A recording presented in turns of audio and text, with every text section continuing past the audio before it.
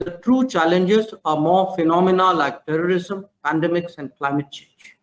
These are the issues that will really test the seriousness of multilateralism. Unfortunately, there are some who persuade themselves that they can draw the benefits while leaving the risks, threats, and challenges for others to deal with. This is predicated upon a false confidence that such problems can be localized in some regions, while others stay free from such contagion. As we have seen, this is not possible.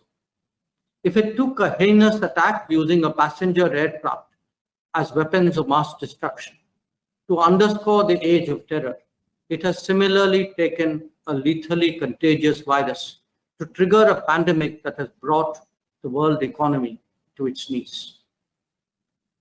Future historians will mark these as standout moments that disrupted the trajectory of human society. At the same time, there is also another similarity that we should reflect on. Terrorism was not born on 9/11, nor has the COVID been the only pandemic.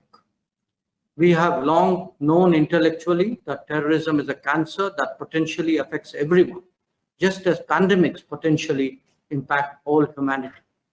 And yet, in both cases, globalized focused response to either challenge have tended to emerge only when there has been sufficient disruption created by a spectacular event.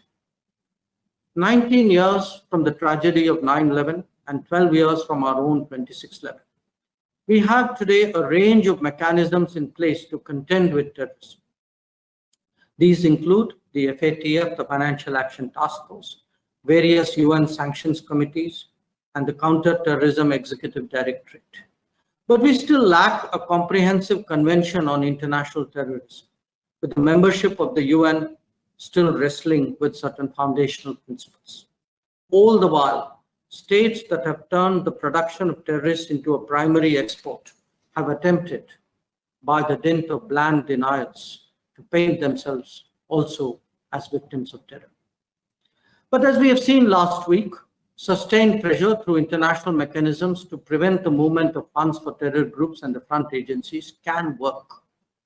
It has eventually compelled a state complicit in aiding, abetting, training, and directing terror groups and associated criminal syndicates to grudgingly acknowledge the presence of wanted terrorists and organized crime leaders on its territory.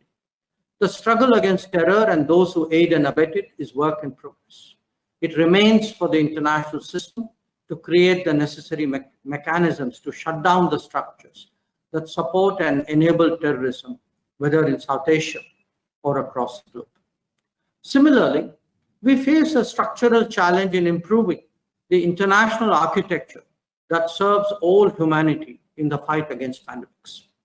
We have seen precursors of this current crisis before.